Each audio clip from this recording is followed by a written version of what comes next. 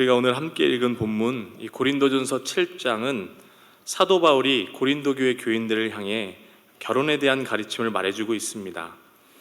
이것은 당시에 이 고린도 교회 성도들 사이에 만연해 있던 그 음행에 관한 문제를 5장과 6절에 걸쳐 다루면서 남녀 간의 육체적인 관계는 하나님께서 만드신 결혼이라는 제도 안에서만 거룩하고 성스러울 수 있다라는 것을 말씀하고 있습니다.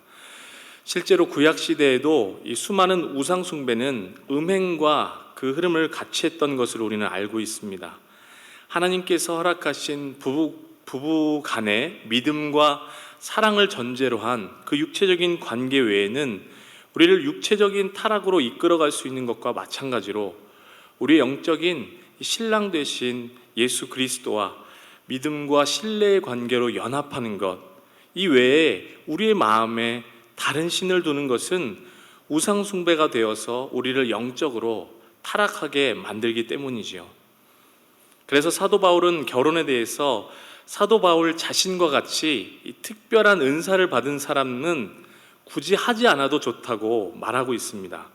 물론 하나님께서 아담을 지으시고 그 독처하는 것이 보기 좋지 못하여 그 갈빗대로 하와를 만드시고 둘이 한 몸을 이루게 하심으로 결혼이라는 제도, 가장 작은 공동체를 제정하셨습니다.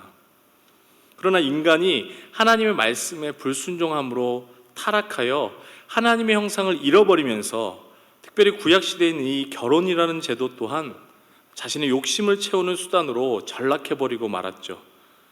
그리고 고린도전서 7장 전체에서 이 사도 바울은 물론 결혼이라는 제도가 필요하지만 그것은 음행을 피하기 위한 정도의 이 소극적인 제도라고 설명하고 있습니다.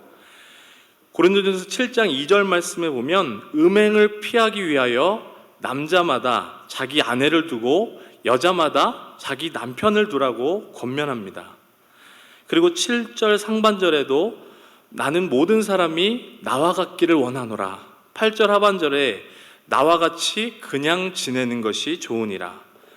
38절 말씀을 보면 결혼하는 자도 잘하거니와 결혼하지 아니하는 자는 더 잘하는 것이니라.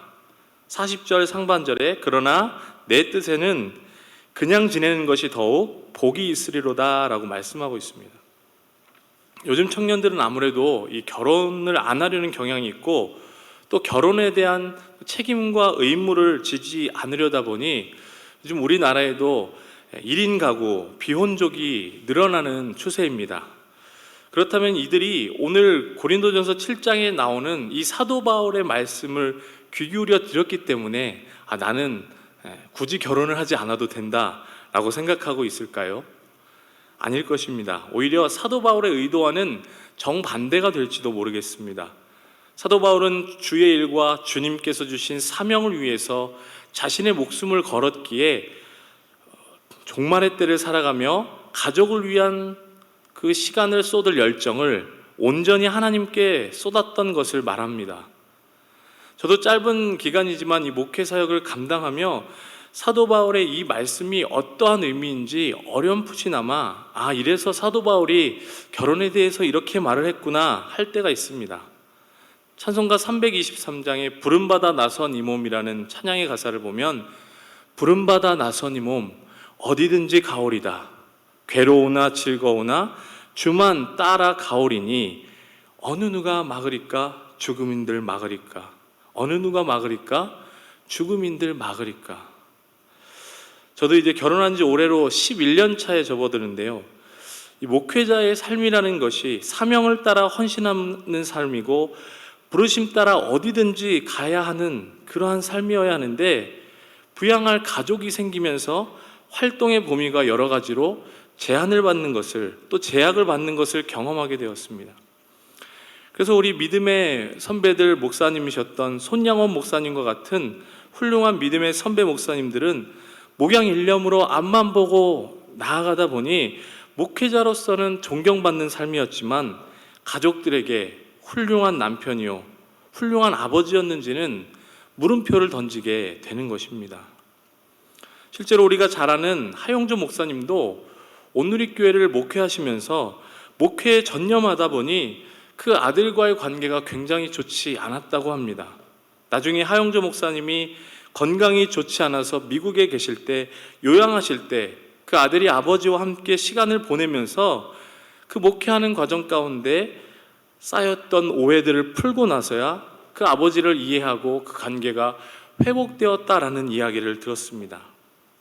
어찌되었든 이 결론적으로 사도 바울이 권하는 이 그리스도인의 결혼에 대한 가르침은 결혼을 하느냐 안 하느냐의 그 결혼 여부보다는 그 비혼을 선택하는 동기가 무엇인가 하는데 그 초점이 있다라는 것이죠. 은사를 받아 사명을 위해서 결혼을 안 하는 것은 사도 바울이 적극 권장하는 일이지만 오히려 자기 욕심을 위한 이기주의 때문에 결혼하지 않는 것을 사도 바울이 권하는 것이 아님을 우리는 분명히 말씀을 통해서 알아야 할 것입니다. 이러한 맥락에서 오늘 본문은 종말론적 삶을 살아가는 그리스도인들에게 가르침을 주고 있습니다. 우리 29절 말씀을 다시 한번 읽어보도록 하겠습니다. 29절입니다. 시작. 형제들아, 내가 이 말을 하노니 그 때가 단축하여진 고로 이후부터 안에 있는 자들은 없는 자 같이 하며. 이 사도 바울은 29절에서 형제들아 라고 고린도 교회 성도들을 친근하게 부르지만 그 이하에 나와 있는 명령은 굉장히 단호합니다. 그 명령의 내용은 마지막 때 주님의 재림의 때가 가까이 왔으니 29절에 안에 있는 자들은 없는 자 같이 하며 30절에 우는 자들은 울지 않는 자 같이 하며 기쁜 자들은 기쁘지 않은 자 같이 하며 매매하는 자들은 없는 자 같이 하며 31절 세상 물건을 쓰는 자는 다 쓰지 못하는 자 같이 하라 이렇게 명령하고 있습니다. 사도 바울은 예수님께서 다시 오시는 재림이 가까이 왔음을 경고하고 있습니다. 우리 그리스도인들은 그 때와 시기를 우리가 알 수 없기 때문에 늘 항상 깨어서 그 예수님의 재림을, 예수님의 다시 오심을 우리는 준비해야 하는 사람들이죠. 사랑하는 여러분, 우리가 그리스도인으로 산다는 것은 성경 말씀에 기록된 것과 같이 주님께서 다시 오시는 그날이 호련히 도적같이 찾아오기 때문에 늘 깨어서 준비해야 한다라는 것입니다. 그리고 오늘 사도 바울이 고린도 교회 성도들을 향해서 때가 단축하여졌다라고 말하는 것은 세례 요한이 외치던 복음의 메시지, 그리고 복음서에서 예수님께서 말씀하신 복음의 메시지와 동일한 것입니다. 마태복음 3장 1절과 2절 말씀에 보면 그때 세례 요한이 이르러 유대 광야에서 전파하여 말하되 회개하라 천국이 가까이 왔느니라 하였으니 라고 말씀하고 있습니다. 또 지난주일 본문이었죠. 마가복음 1장 14절 15절 말씀에 요한이 잡힌 후 예수께서 갈릴리에 오셔서 하나님의 복음을 전파하여 이르시되 때가 찼고 하나님의 나라가 가까이 왔으니 회개하고 복음을 믿으라 하시더라. 또 사도 바울은 에베소서 5장 15절과 16절 말씀에서 그런즉 너희가 어떻게 행할지를 자세히 주의하여 지혜 없는 자같이 하지 말고 오직 지혜 있는 자같이 하여 세월을 아끼라 때가 악하니라 라고 말씀합니다. 오늘 본문 속에서 이 사도 바울의 명령은 회개하라는 주님의 명령의 구체적인 실천의 내용일 것입니다. 신약 성경의 많은 부분을 차지하고 있는 이 사도 바울의 편지를 읽어보면 그 구성이 전반부에는 일반적인 교리를 말하고 후반부에는 그 교리에 따른 그리스도인의 합당한 삶, 즉 실천에 관한 내용이 오는 것을 우리는 쉽게 구조적으로 알 수 있을 것입니다.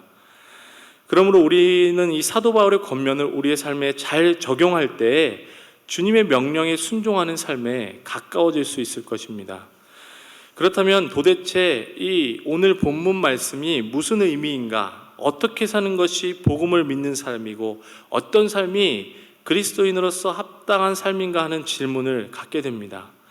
이것은 사도 바울이 에베소 교회 교인들을 향한 그 권면이자 권고의 말씀, 지혜 있는 자같이 행하고 세월을 아끼라는 명령에 우리는 귀를 기울일 필요가 있습니다.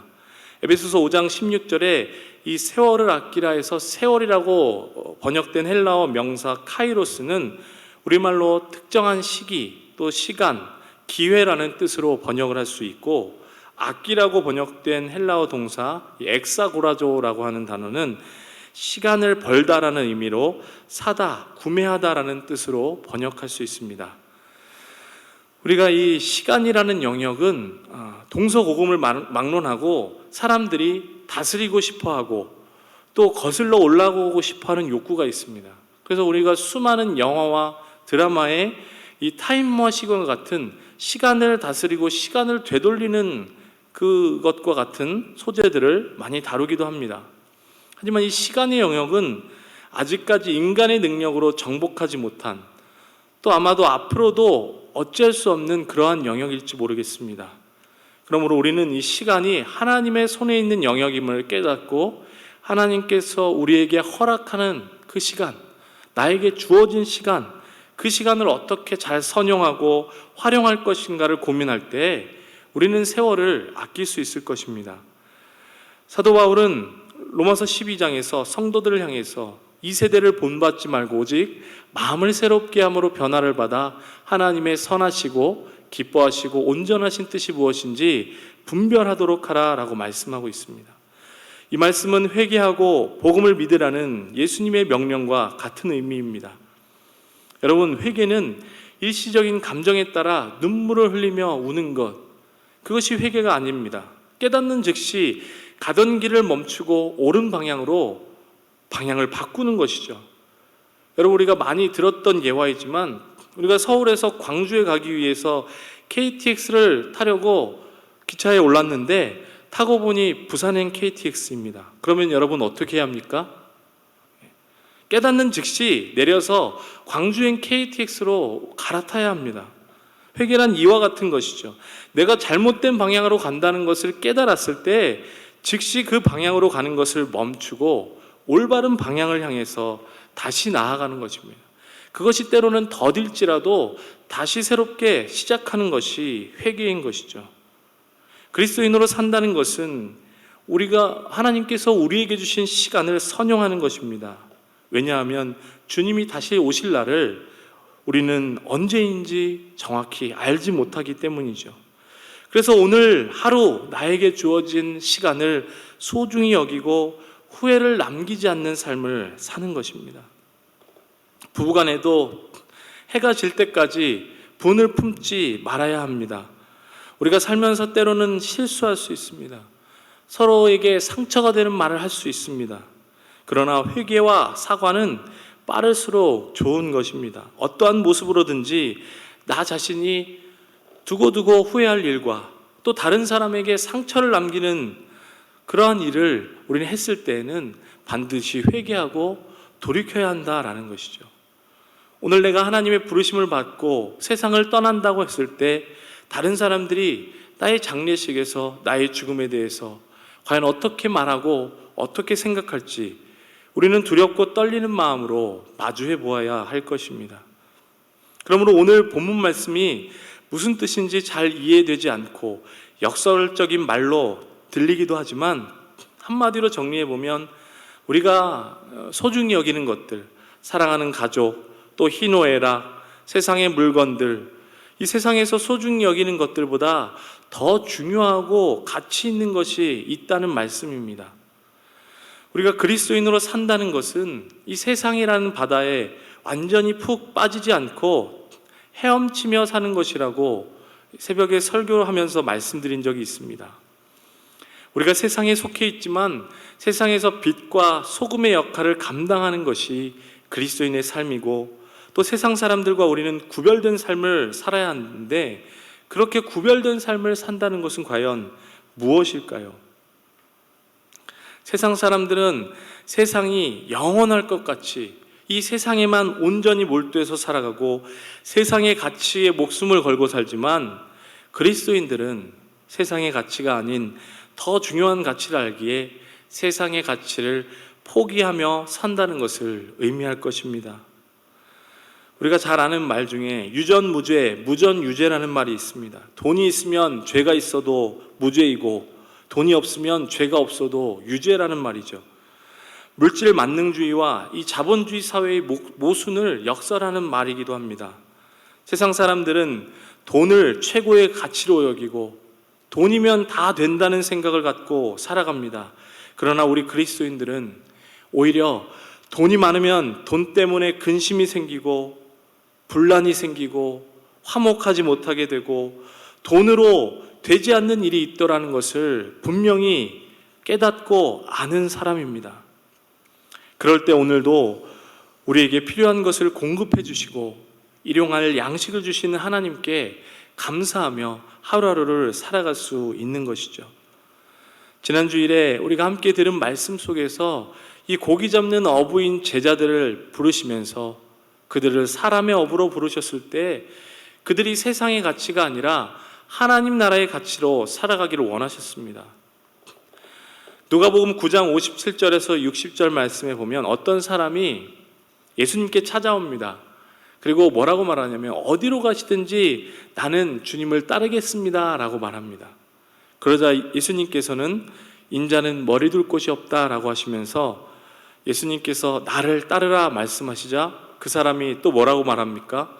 나로 먼저 가서 내 아버지를 장사하게 허락하옵소서 라고 말합니다.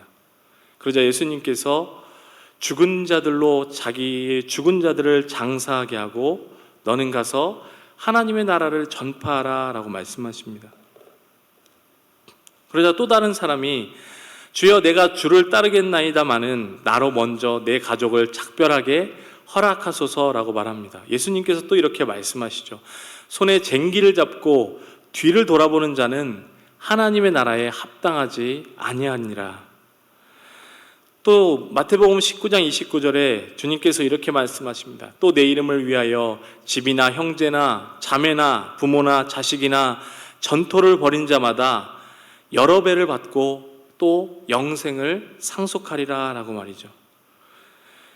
그리스도인들은 마땅히 예수님을 본받고 예수님을 따르는 삶을 살아야 합니다. 이렇게 그리스도인들이 그리스도인다운 삶을 살 때에 교회가 세상의 빛이 되고 소망이 되는 것이죠. 그런데 오히려 교회가 세상의 근심거리가 되고 있는 이유는 무엇이겠습니까? 그리스도인들이 참되게 그리스도인다운 삶을 살지 못하기 때문은 아닐까요? 하나님께서 나에게 그리고 우리에게 오늘이라는 시간을 주셨습니다. 오늘 지금 여기에 이 시간은 하나님께서 주신 시간이고 하나님께서 함께 하시는 하나님의 임재가 있는 시간을 우리는 살고 있습니다. 오늘을 사는 우리를 하나님께서 부르실 때 우리를 사람의 업으로 부르십니다.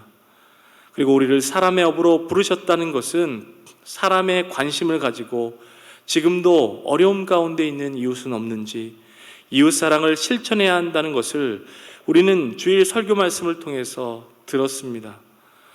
우리가 관심을 가져야 할 대상은 먼저는 아주 가까운 곳에 함께 사는 혈연 관계에 있는 가족이 될 수도 있습니다. 또 믿지 않는 가까운 친척들, 또 친구들, 그들에게 나는 어떤 사람으로 보여지고 있는가? 나는 가까운 가족에게 내가 그리스도인이라고 말하기에 부끄럽지는 않은가? 내가 예수쟁이고 그리스도인이라는 것을 그들도 알 텐데 내가 그들을 향해 어떤 삶의 모습과 또 어떤 태도로 그리스도의 향기를 드러내고 있는가? 우리는 스스로를 말씀에 비추어 보아야 할 것입니다. 그래서 이 사도 바울이 에베소서 5장 16절에서 이 세월을 아끼라라고 하는 말씀은 어떻게 보면 시간을 절약해서 쓰고 또 시간을 잘 쪼개서 써라, 지혜롭게 써라, 이것 이상으로 어떠한 대가를 지불하고서라도 기회를 사라는 말을 하고 있는 것입니다.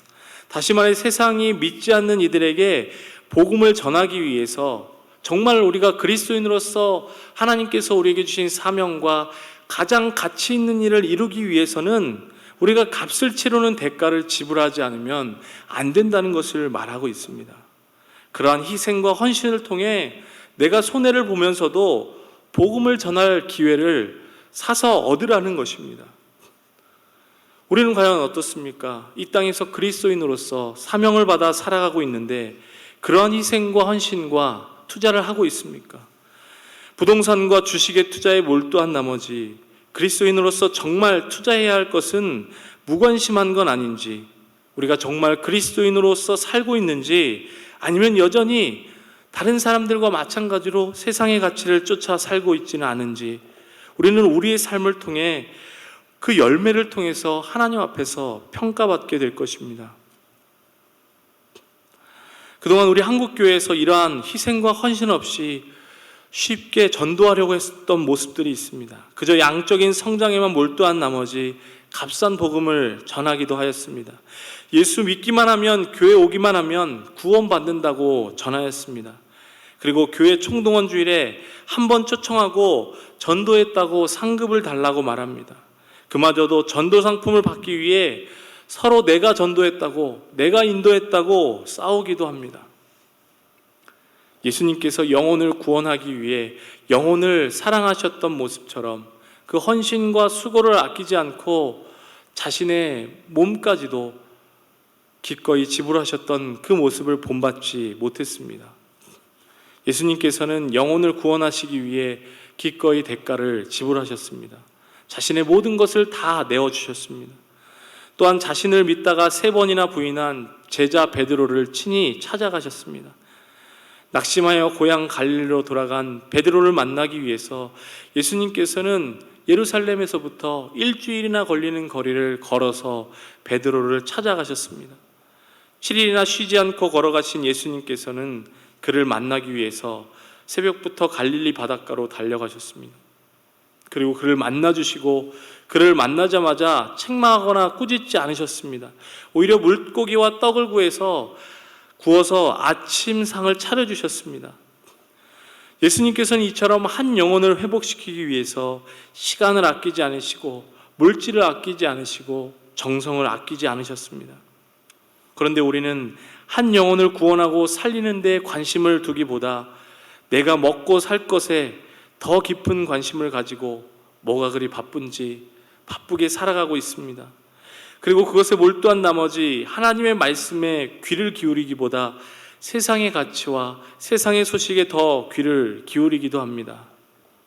사랑하는 광화의 성도 여러분, 여러분은 어디에 관심을 두고 여러분의 물질과 시간과 노력과 재능을 사용하고 계십니까? 하나님께서 우리를 다양한 직업으로 또 다양한 부르심으로 우리를 부르셨지만 우리의 궁극적인 부르심은 그리스도인으로서의 삶이고 사명일 것입니다. 우리의 사명은 영혼을 살리는 데 있고 예수님께서 보여주신 대로 한 영혼을 천하보다 귀하게 여기는 것입니다. 그것이 우리를 사람의 업으로 부르신 부르심일 것입니다. 그리고 그 부르심에 응답하기 위해서는 우리가 때로는 사랑하는 아내와 가족보다도 가족이 더 궁극적인 목적이 될 수는 없습니다. 우리 자신의 슬픈 일과 기쁜 일, 개인적인 일에 일비하기보다 한 영혼을 구원하지 못함에 더욱 안타까운 마음을 가져야 할 것입니다. 우리가 가진 재물도 물건도 그 자체가 우리에게 영원한 즐거움과 무한한 의미를 주지 않습니다. 그것은 본질적으로 다 썩어져 없어질 것이기 때문이라고 사도 바울은 우리에게 말씀하고 있는 것입니다. 고린도후서 4장에서 사도 바울은 우리가 낙심하지 않는 이유에 대해서 이렇게 말합니다. 우리의 겉사람은 낡아지라 우리의 속사람은 날로 새로워지도다. 우리가 주목하는 것은 보이는 것이 아니요 보이지 않는 것이니 보이는 것은 잠깐이요 보이지 않는 것은 영원함이라. 아멘. 오늘 31절에서 사도 바울은 동일하게 말합니다. 이 세상의 외형은 다 지나감이라. 우리가 젊음을 자랑하고 외모의 아름다움을 아무리 자랑해 보아도 그것은 잠깐이고 지나가는 것입니다. 잠언의 기자는 아름다운 것도 거짓되고 아름다운 것도 헛되고 고운 것도 거짓되지만 여호와를 경외하는 여자는 칭찬을 받을 것이라 말씀합니다. 우리가 남은 한 주 3일을 살면서 정말 나는 그리스도인답게 살고 있는가? 이 질문을 던지며 나를 사람의 업으로 또 예수님의 제자로 부르셨음을 기억할 수 있기를 바랍니다. 또한 이 땅에서의 삶에 우리가 몰두하는 것이 아니라 하나님 나라를 소망하며 하나님만을 바라보며 살아가는 그리스도인으로서의 그 합당한 삶을 살아가는 저와 여러분이 될 수 있기를 주님의 이름으로 축복합니다. 사랑하는 여러분, 하나님께서는 우리의 기도를 들으시는 분이십니다. 우리의 기도를 귀 기울여 들으시는 분이십니다. 절대로 하나도 허투루 들으지 않으시고 정말로 귀 기울여 들으시는 분인데, 우리는 정말로 하나님의 말씀에 귀를 기울이고 있는지, 또 하나님께서 우리를 한 명 한 명 그 사랑의 눈으로 각자를 바라보고 계시는데, 우리는 하나님을 바라보지 않고 세상을 바라보며 하나님을 외면하고 살지는 않았는지 우리의 삶을 돌아볼 수 있기를 바랍니다.